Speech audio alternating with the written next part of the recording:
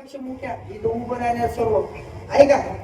कुळामध्ये भगवंताचं नामस्मरण करणारे पोरं जन्माले यासाठी लय नशीब लागते.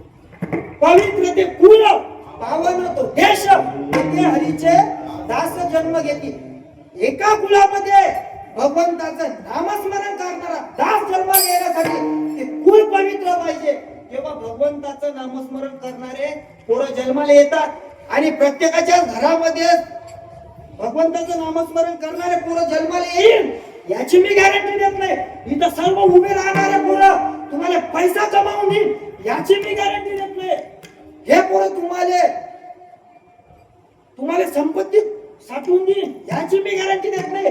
तुम्हाला घरदार बांधून देईल याची मी गॅरंटी देत नाही. पण याच लोक एक सांगतो मानवाला, तुम्हाला तुमचं पोरग जर इथं उभं केलं, तुमचं पोरग हरिभक्त केला, तुमचा पोरग जर संप्रदायात पाठवलं तर तुमचं पोरग या फील्ड मध्ये राहून या जागेवर राहून तुमचं पोरग तुम्हाला घराच्या बाहेर काढणार नाही एवढी गॅरंटी देतो ना.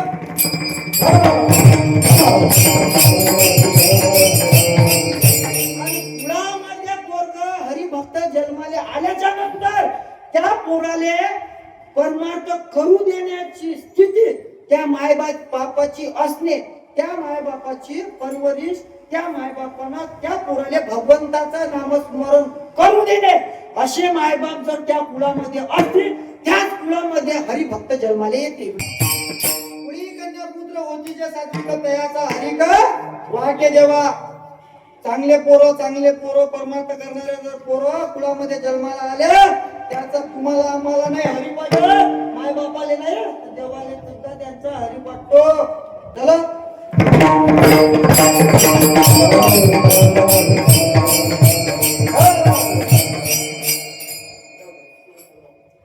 जीवनामध्ये या संसारामध्ये चांगले पोरं जन्माला येणार आणि त्यांना परमार्थ करू देणारे मायबाप कमी आहे. बरोबर, परमार्थ करू देणारे पोरं कमी आहे. कारण मायबापाचा विषय असा आहे, लढेगाव पाय तुम्ही की पोरग जर हरिपाठाचं पुस्तक घेऊन बसलं, पोरग जर हरिपाठाला निघालं तर मायबाप मध्ये अभ्यास कर, काय कर अभ्यास कर. तेच पोरग तुमच्या घरी, तेच मुली तुमच्या घरी सकाळी 7 वाजतापासून टीव्हीतली गाणी लावते तेव्हा मायबापाले म्हणत नाही मायबाप बाई पुस्तक घे खाऊ. इथं तर सारा डिप्या खराब आहे का झालं.